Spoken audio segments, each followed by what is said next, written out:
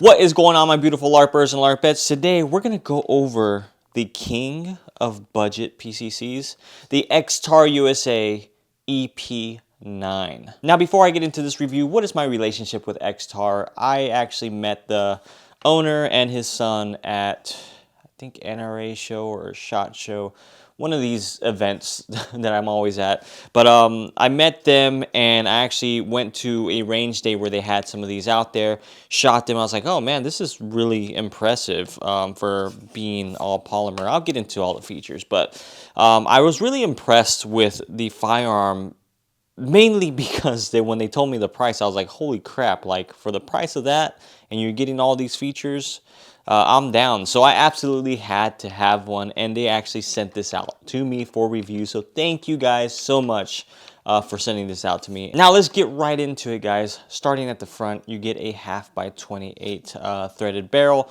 with this blast diverter here. So kind of looks like a suppressor, but it's not. It's just I don't want to take this off for YouTube getting me for gunsmithing, but basically it's just a metal blast diverter there, kind of like the old school, what are they called? The Noveski Flaming Pigs, I think that's what they're called.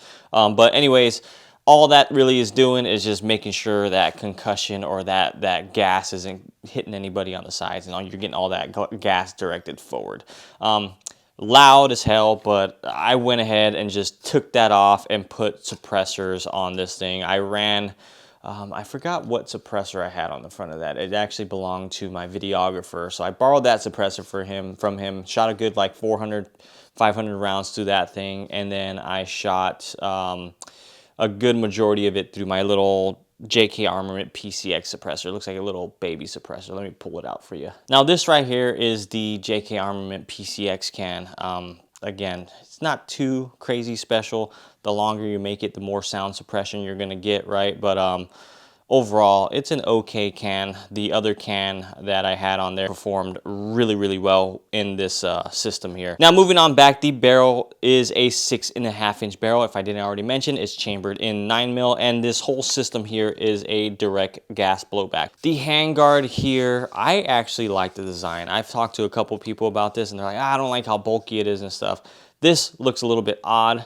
Let me switch this out again. But when you have a bigger device on the front that kind of fills in the void around that handguard there, it looks better, especially when I had that can in that intro there.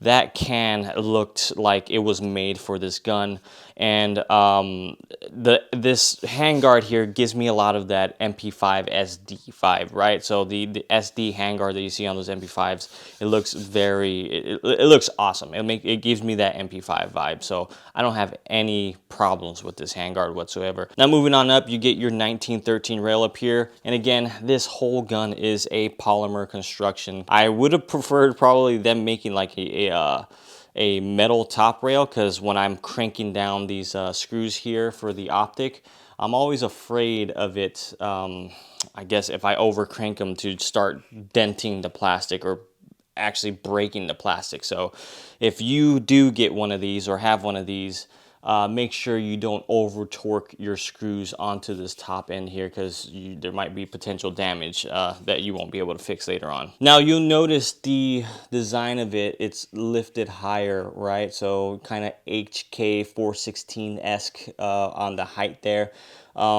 That's because you have a side charging handle on this one here. So you need all that space to pull that charging handle back. And the charging handle is just a little hook there. Very easy to get to, super fast to manipulate. Didn't have any issues with that charging handle whatsoever. Now again, guys, full polymer construction on this, from the buffer tube to the handguard to the top rail to the lower that we're going to get into. I believe like 95% of this thing is probably plastic, aside from the buffer, the spring, the internals on the lower, and the bolt carrier group, and this little barrel end piece there that's holding down that barrel. Oh, and the barrel is metal along with this thing. So maybe like 90% plastic. Now the lower is nothing too crazy. You got your mag release here. It is not ambidextrous. You got all AR-15 controls. So any AR-15 pieces and parts that you want to put into this lower, you can, even coming down to this grip. I usually swap out grips on guns that I get in my hands because sometimes I don't really like the fitment on them. But this one actually is really nice. I just love the angle of it. It's like more of a straight 1911 angle than I would get on like an AR-15 angle. Is kind of like a little bit more back, but I really like this grip, to be honest. But yeah, all just standard controls, not ambidextrous. You got your safety selector here, your bolt release ping pong paddle there. So basically like a mil-spec lower receiver parts kit. Nothing too crazy there.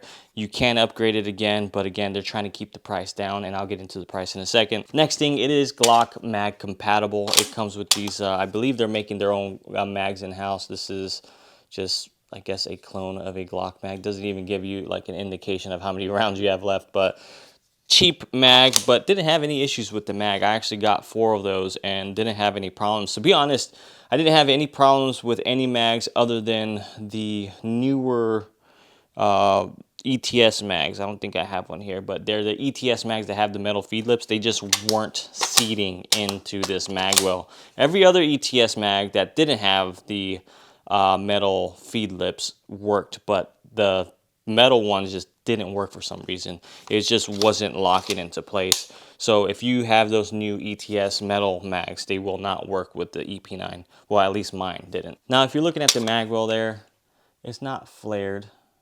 Hopefully they can make attachments later on to give you a flared mag well, but I didn't have any issues loading either way. When I was doing my reloads, I was able to do them decently quick, but again, everything just takes practice. Putting a box within a box, and you're good to go. And as I mentioned before, this buffer tube is plastic. This is the SBA3 brace, I believe. And the other metal piece that I forgot to mention is this buffer adapter here, buffer tube adapter that adapts it to the, or connects it to the lower receiver. And you got a QD attachment point there. Glad that they did a QD attachment point with a metal piece, just because if you put a QD attachment point on a plastic piece, the more you move around and it rubs off, it will potentially break off, or it just won't have the same tension anymore. So good on them for adding a metal back plate here. Now, I also want to mention how easy it is to take this thing apart. I can't show it on YouTube, but again, all you got to do is just press this pin. And again, YouTube, I'm not showing you how to alter a gun or do anything like that. I'm simply just showing you what's physically here in my hand. So this pin just comes out, and let me cut to the upper here. Now you can see, if I can get this to focus, you can see there's like a hook right here, right? So that hooks into the lower receiver, and this comes down, and you can push that pin in. Compared to a like AR9, you have to use the 2 pins like a traditional AR-15. This is actually a lot faster to take apart. Now, the last thing I want to mention is the operating system, especially the buffer tube spring system back here that I'll get into. This is a gas blowback system, or direct blowback system. So usually what that means in a 9mm, it gets pretty violent. If you don't have it tuned and set up right on an AR9 or any direct blowback system, it gets pretty violent. You get the mass of the bolt. Usually when it comes to the bolt carrier group, the mass on that thing is so heavy that when that thing shoots the round off, that whole bolt mass is coming back, smacking you in the shoulder, and then coming back forward, and then kind of bouncing forward. This one utilizes I guess a buffer dampening system back here. Now, on a traditional AR9, you get a buffer very similar to this, right? So come on, focus camera. But the back piece is different. So the back piece on this one is kind of like it looks like a spearhead in a way, like a arrowhead, right? You got those 3 sections there. But on a traditional AR9 buffer, you get a like big hard plastic piece here, which is the buffer, right? So it slams on the back of the buffer tube and then kind of dampens it a little bit. This one uses this spearhead looking thing, and when it shoots and that bolt comes back, right, it's traveling back towards your shoulder. In the buffer itself, the buffer tube itself, back here, there's like a pretty large rubber, I guess buffer. I mean, I don't know how else to say it, but like a giant washer, like a giant rubber washer that's kind of like this long. I can't really tell when I looked in there how long it is, but I feel like it's probably like this long there.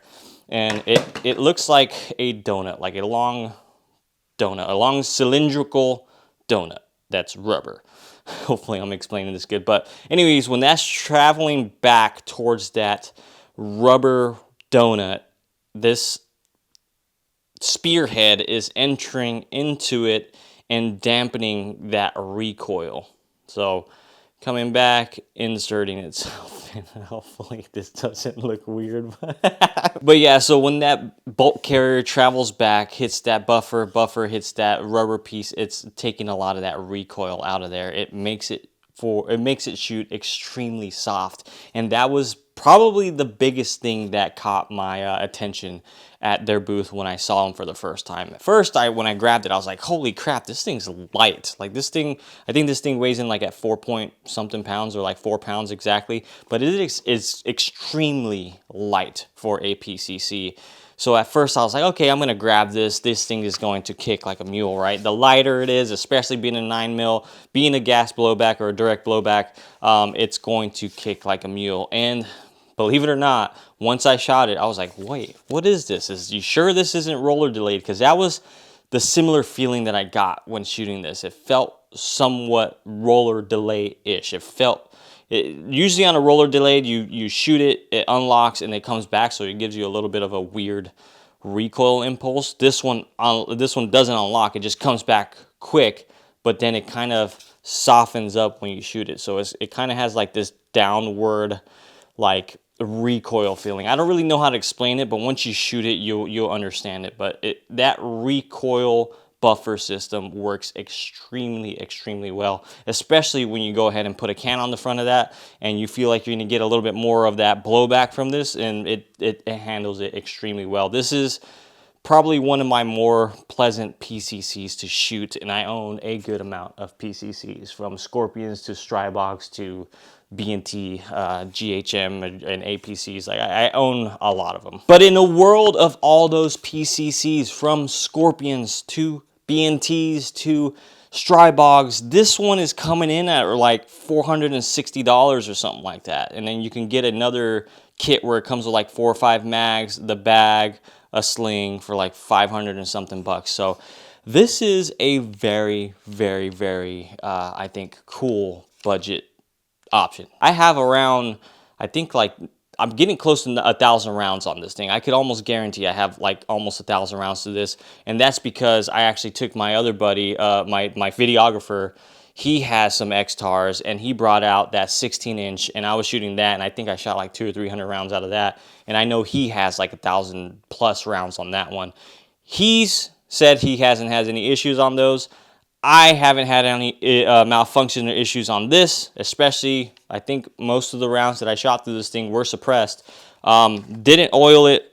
This thing is still pretty damn dirty in there, and it's running. So very surprised for the price and performance you're getting for this thing. For those of you out there that don't have the dough to fork out for the Scorpion, for a B&T, for something like that, I don't think you're going to be unhappy with this. I think that you'll be extremely happy with this. I'm actually, even owning all those other guns, I want to take this out more, because I feel like this is just like, I could just throw it in my bag and not care. I could let it fall on the floor and not care. I can. I'm not saying I'm going to destroy this gun, but I'm just saying that the cheaper things are, the more fun I have with them, because I don't have to baby them. So maybe you're like that too.